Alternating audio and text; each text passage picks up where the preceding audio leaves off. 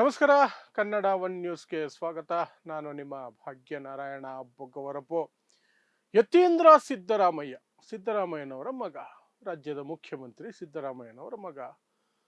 ಎಲ್ಲರೂ ಸೈಲೆಂಟ್ ಇದ್ದಾಗ ದಿಢೀರಂತ ಅವರೇ ಒಂದಷ್ಟು ರಾಡಿ ಎಬ್ಬಿಸಿ ಚರ್ಚೆಗೆ ತಮ್ಮನ್ನು ತಾವೇ ಎಳ್ಕೊಂಡು ಬಂದು ಎಲ್ಲ ಚಾನಲಲ್ಲೂ ಸಹ ತಮ್ಮ ಚರ್ಚೆ ಆಗಬೇಕು, ಎಲ್ಲ ಪತ್ರಿಕೆಗಳಲ್ಲೂ ತಮ್ಮ ಹೇಳಿಕೆ ಚರ್ಚೆ ಆಗಬೇಕು, ಎಲ್ಲ ಕಡೆ ತಮ್ಮ ಹೇಳಿಕೆಯನ್ನ ವಿಮರ್ಶಿಸಬೇಕು ಅನ್ನುವ ಆಸೆ ಇದೆಯೋ ಏನೋ ಗೊತ್ತಿಲ್ಲ. ಒಟ್ಟಿನಲ್ಲಿ ದಿಢೀರಂತ ಅಂಥದ್ದೊಂದು ಹೇಳಿಕೆಯನ್ನು ಕೊಟ್ಟು ಬಿಡ್ತಾರೆ. ಎಲ್ಲರೂ ಸೈಲೆಂಟ್ ಆಗಿದ್ದಾಗ ಇವ್ರು ಮಾತ್ರ ರಾಡಿ ಎಬ್ಬಿಸ್ಬಿಡ್ತಾರೆ. ಅದಕ್ಕೆ ಒಂದೊಂದ್ಸಲ ಅನುಮಾನ ಬರೋದು, ಕಾಂಗ್ರೆಸ್ನಲ್ಲಿ ಸಾಕಷ್ಟು ಜನ ಸ್ಲೀಪರ್ ಸೆಲ್ಗಳು ರೀತಿಯಲ್ಲಿ ಇದ್ದಾರೆ, ಬಿಜೆಪಿಗೆ ಅನುಕೂಲ ಆಗೋ ರೀತಿಯಲ್ಲಿ ನಡ್ಕೊಳ್ಳೋರು. ಯತೀಂದ್ರ ಸಿದ್ದರಾಮಯ್ಯ ಸೂಪರ್ ಒಂದು ರೀತಿ ಒಳಗಡೆ ಇರುವಂತಹ ಸ್ಪೈಯ ಬಿಜೆಪಿ ಕಡೆಯಿಂದ ಅನ್ನುವಂತಹ ಅನುಮಾನ ಬರೋ ರೀತಿಯಲ್ಲಿ, ಏಜೆಂಟ್ ಬರೋ ರೀತಿಯಲ್ಲಿ ಅವರ ಹೇಳಿಕೆಗಳು ಇರ್ತವೆ. ಈಗ ಮತ್ತೆ ಅಂಥದ್ದೇ ಒಂದು ಹೇಳಿಕೆಯನ್ನು ಕೊಟ್ಟಿದ್ದಾರೆ. ಸೊ ಏನದು ಹೇಳಿಕೆ ನಿಮಗೆ ಗೊತ್ತೇ ಇರುತ್ತೆ. ರಾಜ್ಯದಲ್ಲಿ ಮುಖ್ಯಮಂತ್ರಿ ಬದಲಾವಣೆ ಆಗತ್ತಾ?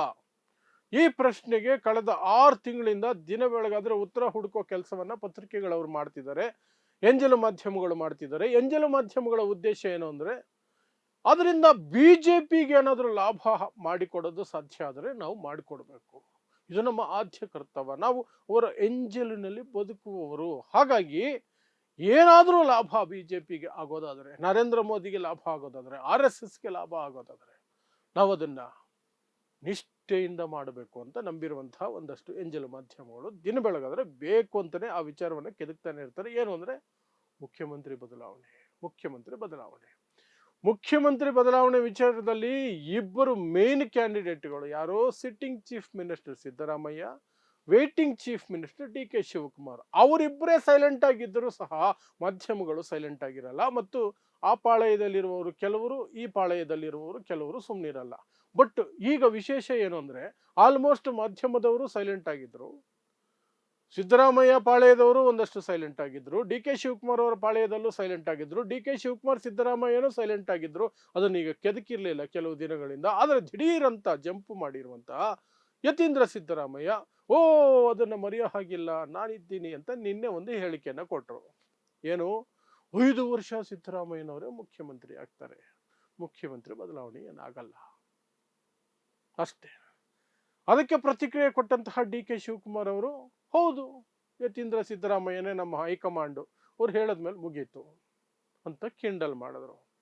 ಸಿಕ್ತಲ್ಲ ಆಹಾರ ಮಾಧ್ಯಮಗಳಿಗೆ, ಶುರು ಹಚ್ಕೊಂಡಿದ್ದಾರೆ. ಬಟ್ ಇಲ್ಲಿ ಸೀಕ್ರೆಟ್ ಏಜೆಂಟ್ ಆಗಿ ಕೆಲಸ ಮಾಡುವ ರೀತಿಯಲ್ಲಿ ಯತೀಂದ್ರ ಸಿದ್ದರಾಮಯ್ಯ ಈ ಹೇಳಿಕೆ ಕೊಡುವಂತಹ ಅವಶ್ಯಕತೆ ಏನಿತ್ತು? ಇದು ಸಿದ್ದರಾಮಯ್ಯನವರಿಗೆ ಗೊತ್ತಿದ್ದು ಕೊಡ್ತಾ ಇರುವಂತಹ ಹೇಳಿಕೆನ ಅಂತ ನಿನ್ನೆ ಅನುಮಾನಗಳು ಕಾಡ್ತಾ ಇತ್ತು. ಯಾಕಂದ್ರೆ ದಿಢೀರಂತ ಈ ರೀತಿ ಹೇಳಿಕೆ ಕೊಡೋ ಅವಶ್ಯಕತೆ ಇರಲಿಲ್ಲ. ಎಲ್ಲರೂ ತಣ್ಣಗಿದ್ರು ಸ್ವಲ್ಪ. ಯಾಕಂದ್ರೆ ಬಜೆಟ್ ಇದೆ, ಬಜೆಟ್ ಮುಗಿದವರೆಗೂ ಏನು ಜಾಸ್ತಿ ರಾಡಿ ಮಾಡ್ಕೊಳ್ಳಬಾರ್ದು, ಆಡಳಿತ ಪಕ್ಷ ರಾಡಿ ಮಾಡಿಕೊಂಡ್ರೆ ವಿಪಕ್ಷಗಳಿಗೆ ಅನುಕೂಲ ಆಗುತ್ತೆ ಅಂತ ಕಾಂಗ್ರೆಸ್ನಲ್ಲಿಯೂ ಸಹ ಒಂದಷ್ಟು ಚಟುವಟಿಕೆಗಳನ್ನ ಪಕ್ಕಕ್ಕಿಟ್ಟಿದ್ರು ಈ ಮುಖ್ಯಮಂತ್ರಿ ಬದಲಾವಣೆ ವಿಚಾರದಲ್ಲಿ. ಬಟ್ ಇವ್ರು ದಿಢೀರಂತ ಬಂದು ಹೇಳಿಕೆ ಕೊಟ್ಟಾಗಲೇ ಅನ್ಸೋದು, ಓಕೆ ಬಿಜೆಪಿಗೆ ಅನುಕೂಲ ಮಾಡಿಕೊಡ್ತಾವ್ರಾ, ಸೀಕ್ರೆಟ್ ಏಜೆಂಟ್ ಬಿಜೆಪಿಗೆ ಅನ್ನುವಂಥ ಅನುಮಾನ ಬರುತ್ತೆ. ಆದ್ರೆ ಸಿದ್ದರಾಮಯ್ಯನವರಿಗೆ ಗೊತ್ತಿರುತ್ತಾ ಈ ಹೇಳಿಕೆ? ಸಿದ್ದರಾಮಯ್ಯನವ್ರಿಗೆ ಗೊತ್ತಿಲ್ಲದೆ ದಿಢೀರಂತ ಯತೀಂದ್ರ ಸಿದ್ದರಾಮಯ್ಯ ಕೊಟ್ಟಿದ್ದ ಅನ್ನುವ ಪ್ರಶ್ನೆಗೆ ನಿನ್ನೆ ಕೇಳಿದ್ದಿದ್ರೆ ಹೇಳಬಹುದಾಗಿತ್ತು, ಇಲ್ಲ ಸಿದ್ದರಾಮಯ್ಯನವರೇನು ಇದಕ್ಕೆ ಕೊಟ್ಟಿರಲ್ಲ, ಅವ್ರಿಗೇನು ಗೊತ್ತಿರಲ್ಲ. ಯತೀಂದ್ರ ಸಿದ್ದರಾಮಯ್ಯಗೆ ಚಾಳಿ ಅದು. ಆ ಡೈಲಾಗ್ ಹೊಡಿತಾನೆ ಇರ್ತಾರೆ, ಈ ಹಿಂದೆನೂ ಹೊಡೆದಿದ್ದಾರೆ, ಈಗಲೂ ಹೊಡಿತಿದ್ದಾರೆ, ಮುಂದೆನೂ ಹೊಡಿತಾನೆ ಇರ್ಬೋದೇನೋ ಅಂತ. ಆದರೆ ಇವತ್ತು ಮತ್ತೆ ಆ ವಿಚಾರದಲ್ಲಿಯೇ ಮತ್ತೆ ಸ್ಪಷ್ಟನೆ ಕೊಡುವ ಹೆಸರಿನಲ್ಲಿ ಇನ್ನೊಂದಷ್ಟು ರಾಡಿ ಎಬ್ಸಿದಾರಲ್ಲ ಯತೀಂದ್ರ ಸಿದ್ದರಾಮಯ್ಯ.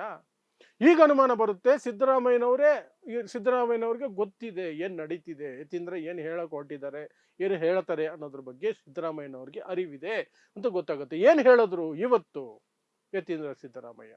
ಮತ್ತೆ ಅದನ್ನ ಹೇಳಿದ್ರು, ಹೈಕಮಾಂಡ್ ನಿರ್ಧಾರ ಮಾಡುತ್ತೆ, ಮುಖ್ಯಮಂತ್ರಿ ಬದಲಾವಣೆ ಮಾಡುವಂತಹ ಯಾವುದೇ ರೀತಿಯಾದಂತಹ ಘೋಷಣೆಗಳು, ನಿರ್ಧಾರಗಳು ಆಗಿಲ್ಲ. ಇಲ್ಲಿ ಯಾಕೆ ಅದು ಆ ರೀತಿಯಾದಂತಹ ಭಾವನೆಗಳನ್ನ ಮೂಡಿಸುತ್ತೆ ಯತೀಂದ್ರ ಸಿದ್ದರಾಮಯ್ಯ? ಅದು ಚಾಳಿ ಅನ್ಸುತ್ತೆ, ಅಥವಾ ಬಿಜೆಪಿಗೆ ಅನುಕೂಲ ಆಗಿರೋ ರೀತಿಯಲ್ಲಿರುವಂತಹ ಹೇಳಿಕೆ, ಅಥವಾ ಇನ್ನೇನೋ ಅನ್ಸುತ್ತೆ ಅನ್ನೋದಾದ್ರೆ, ಯತೀಂದ್ರ ಸಿದ್ದರಾಮಯ್ಯ ಮುಖ್ಯಮಂತ್ರಿ ಮಗನೇ ಆಗಿರ್ಬೋದು, ಸಿದ್ದರಾಮಯ್ಯನವರ ಮಗನೇ ಆಗಿರ್ಬೋದು, ಬಟ್ ಕಾಂಗ್ರೆಸ್ನಲ್ಲಿ ಇನ್ನು ಜೂನಿಯರ್ ಮೋಸ್ಟ್. ಒಂದು ಸಲ MLA ಆಗಿರೋದು ಅಷ್ಟೇನೆ. ಮತ್ತೆ 2ನೇ ಸಲ ಎಲೆಕ್ಷನ್ ನಿಂತ್ಕೊಳ್ಳೋದಕ್ಕೆ ಸಾಧ್ಯ ಆಗ್ಲಿಲ್ಲ. ಯಾಕಂದ್ರೆ ಅವರು ಗೆದ್ದಿದ್ದಂತಹ ಕ್ಷೇತ್ರ ವರುಣದಿಂದ ಸಿದ್ದರಾಮಯ್ಯನವ್ರನ್ನೇ ಇಳಿಸ್ಬೇಕಾಗಿತ್ತು. ಚಾಮುಂಡೇಶ್ವರಿಯಲ್ಲಿ ನಿಂತ್ಕೊಂಡ್ರೆ ಸೋತೋಗ್ತೀನಿ ಅನ್ನೋ ಭಯ ಸಿದ್ದರಾಮಯ್ಯನವ್ರಿಗಿತ್ತು. ಇನ್ನು ಇಲ್ಲದೆ ಹೋದರೆ ಕಳೆದ ಬಾರಿಯ ಹಾಗೆ ಬೀದರ್ನಲ್ಲೋ ಎಲ್ಲೋ ನಿಂತ್ಕೋಬೇಕಾಗಿತ್ತು, ಅಥವಾ ಕೋಲಾರಲ್ಲಿ ನಿಂತ್ಕೋಬೇಕಾಗಿತ್ತು.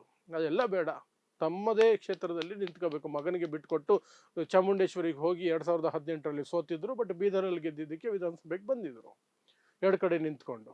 ಈ ಬಾರಿ ಆ ರಿಸ್ಕ್ ಬೇಡ, ವರುಣದಲ್ಲಿ ನಿಂತ್ಕೊಂಡ್ಬಿಡೋಣ, ಮಗನನ್ನ ಸ್ವಲ್ಪ ಪಕ್ಕಕ್ಕಿಟ್ಟು ವಿಧಾನ ಪರಿಷತ್ ಸದಸ್ಯ ಮಾಡೋಣ ಅಂತ ಮಾಡಿಟ್ಟಿದ್ದಾರೆ. ಹೇಗೆ ನೋಡಿದ್ರು ಸಹ ಕಾಂಗ್ರೆಸ್ನಲ್ಲಿ ಯತೀಂದ್ರ ಸಿದ್ದರಾಮಯ್ಯ ಜೂನಿಯರ್ ಮೋಸ್ಟ್. ಅವರಿಗೆ ಯಾರಾದರೂ ಬೇಕು ಅಂತಲೇ ಕೆದಕಿ ಪ್ರಶ್ನೆ ಕೇಳಿದ್ರು ಸಹ ಮುಖ್ಯಮಂತ್ರಿ ವಿಚಾರ ಏನಾಯ್ತು, ಬದಲಾಗ್ತಾರ ಮುಖ್ಯಮಂತ್ರಿ ಅಂದ್ರೆ ಅದೆಲ್ಲ ಹೈಕಮಾಂಡ್ ಲೆವೆಲಲ್ಲಿ ನಿರ್ಧಾರ ಆಗುವಂತಹದ್ದು, ಅವ್ರು ನೋಡ್ಕೊಳ್ತಾರೆ. ಇದ್ರ ಬಗ್ಗೆ ನಂದೇನು ಪ್ರತಿಕ್ರಿಯೆ ಇಲ್ಲ. ಹೊಂದ್ಬಿಟ್ಟಿದ್ರೆ ನಿನ್ನೆ ಯತೀಂದ್ರ ಸಿದ್ದರಾಮಯ್ಯ ಈ ಚರ್ಚೆಗಳೇ ಆಗ್ತಿರ್ಲಿಲ್ಲ, ನಾವು ಈ ರೀತಿ ಮಾತಾಡೋ ಅವಶ್ಯಕತೆನೂ ಬೀಳ್ತಿರ್ಲಿಲ್ಲ. ಬಟ್ ಕೇಳಿದ್ದೇ ತಡ, ಇದಕ್ಕೆ ಕಾಯ್ತಿದ್ದೆ, ಈ ಪ್ರಶ್ನೆಗೆ ಕಾಯ್ತಿದ್ದೆ ನಾನು. ಕುಮಾನ್ ಆಸ್ಕ್ ಮೀ ಅನ್ನೋ ರೀತಿಯಲ್ಲಿ ಅವ್ರು ಕೇಳಿದ ತಕ್ಷಣ ಇಲ್ಲ ಇಲ್ಲ ಇಲ್ಲ ಇಲ್ಲ ಇವರೇ 5 ವರ್ಷ, ನಮ್ಮ ಅಪ್ಪನೇ 5 ವರ್ಷ ಮುಖ್ಯಮಂತ್ರಿ, ಅದರಲ್ಲಿ ಯಾವ ಬದಲಾವಣೆ ಇಲ್ಲ ಅಂತ. ನಿನ್ನೆ ಇವತ್ತು ಹೈಕಮಾಂಡ್ ನಿರ್ಧರಿಸುತ್ತೆ ಅಂತ ಹೇಳ್ತಾನೆ ಬದಲಾವಣೆಯ ನಿರ್ಧಾರ ಮಾಡಿಲ್ಲ, ಹೈಕಮಾಂಡ್ ನಿರ್ಧಾರ ಒಪ್ಕೊಳ್ತೀವಿ ಅಂದ್ರೆ ಏನರ್ಥ? ಇದು ಡಿ ಕೆ ಶಿವಕುಮಾರ್ ಅವರಿಗೆ ಆಗಾಗ ಕಿರಿಕಿರಿಯನ್ನ ಮಾಡ್ತಾನೆ ಇರುತ್ತೆ. ಸೊ ಇಲ್ಲಿ ಉದ್ದೇಶ ಡಿ ಕೆ ಶಿವಕುಮಾರ್ ಅವರನ್ನ ಕಿರಿಕಿರಿ ಮಾಡೋದಾ, ಅಥವಾ ರಾಜ್ಯದ ಜನತೆಯಲ್ಲಿ ಒಂದು ರೀತಿಯಾದಂತಹ ಬೇರೆ ರೀತಿ ಒಂದು ಮೆಸೇಜ್ ಕೊಡೋದಾ? ಬದಲಾವಣೆ ಆಗಲ್ಲ, ಸಿದ್ದರಾಮಯ್ಯನೇ ಇರ್ತಾರೆ, ಅಧಿಕಾರಿಗಳಿಗೂ ಸಹ ಒಂದು ಸಂದೇಶನ ಸಿದ್ದರಾಮಯ್ಯನೇ ಇರ್ತಾರೆ ಅಂತ, ಅಥವಾ ಇದು ಬಾಲಿಶವಾದಂತಹ ಒಂದು ಚಾಳಿನ ಅಂತ? ಈ ಬಿಜೆಪಿ ಏಜೆಂಟ್ ಅನ್ನೋದನ್ನ ಅಷ್ಟು ಗಂಭೀರವಾಗಿ ನಾವು ನೋಡಬೇಕಾಗಿಲ್ಲ. ಬಟ್ ಅವರ ನಡವಳಿಕೆಯಿಂದ, ಹೇಳಿಕೆಯಿಂದ ಲಾಭ ಅಂತೂ ಬಿಜೆಪಿ ಕಡೆಗೆ ಆಗ್ತಿರುತ್ತೆ. ಯಾಕಂದ್ರೆ ಮತ್ತೆ ಅವರು ಈಗ ಮೀಡಿಯಾಗಳ ಮುಂದೆ ಬಂದು ನೋಡಿ ಇದೇ ಒಂದು ಕಥೆ, ರಾಜ್ಯದ ಆಡಳಿತ ಎಕ್ಕುಟ್ಟೋಗಿದೆ, ಕಾನೂನು ಸುವ್ಯವಸ್ಥೆ ಎಕ್ಕುಟ್ಟೋಗಿದೆ, ಇವರು ಇದರಲ್ಲಿ ಬಿಸಿ ಇದ್ದಾರೆ, ಇವ್ರಿಗೆ ಒಂದು ನಂಬಿಕೆ ಇಲ್ಲ ಯಾರು ಮುಖ್ಯಮಂತ್ರಿ ಆಗಿರ್ತಾರೆ ಅಂತ. ಇದನ್ನ ವಿರೋಧ ಪಕ್ಷಗಳಿಗೆ ಎತ್ತಿಕೊಟ್ಟ ಹಾಗಾಗತ್ತೆ. ಅದಕ್ಕೆ ನಾನು ಏಜೆಂಟ ಅಂತ ಕರೀತಾ ಇರುವಂತಹದ್ದು. ಬಟ್ ಸಿದ್ದರಾಮಯ್ಯನವರು ಬಾಯಿ ಮುಚ್ಚು ಅಂತ ಹೇಳ್ತಾನೆ ಇಲ್ಲ. ಈ ಹಿಂದೆಯೂ ಸಹ ಇಂಥ ಹೇಳಿಕೆ ಕೊಟ್ಟಾಗ್ಲೇ ಸಹ ಆಗ್ಲೇ ಹೇಳಿದ್ದಿದ್ರೆ you are the junior most, ಇದೆಲ್ಲ ಮಾತಾಡೋ ಅವಶ್ಯಕತೆ ಇಲ್ಲ, ಹೈಕಮಾಂಡ್ ಮೇಲೆ ಹಾಕಿ ಸುಮ್ಮನಿದ್ ಬಿಟ್ರೆ ಸರಿ ಅಂತ ಹೇಳಿದ್ದಿದ್ರೆ ನಿನ್ನೆ ಯತೀಂದ್ರ ಸಿದ್ದರಾಮಯ್ಯ ಆ ಮಾತು ಹೇಳ್ತಿರ್ಲಿಲ್ಲ. ಸೊ ಸಿದ್ದರಾಮಯ್ಯನವ್ರಿಗೆ ಇದು ಬೇಕಾಗಿದೆ, ಮಗ ಈ ರೀತಿ ಹೇಳ್ತಾರೆ ಅಂತ ಸಿದ್ದರಾಮಯ್ಯನವ್ರಿಗೆ ಸ್ಪಷ್ಟತೆ ಇದೆ, ಗೊತ್ತಿದೆ, ವಿಚಾರ ಗೊತ್ತಿದೆ ಅಂತ ಆಯ್ತು.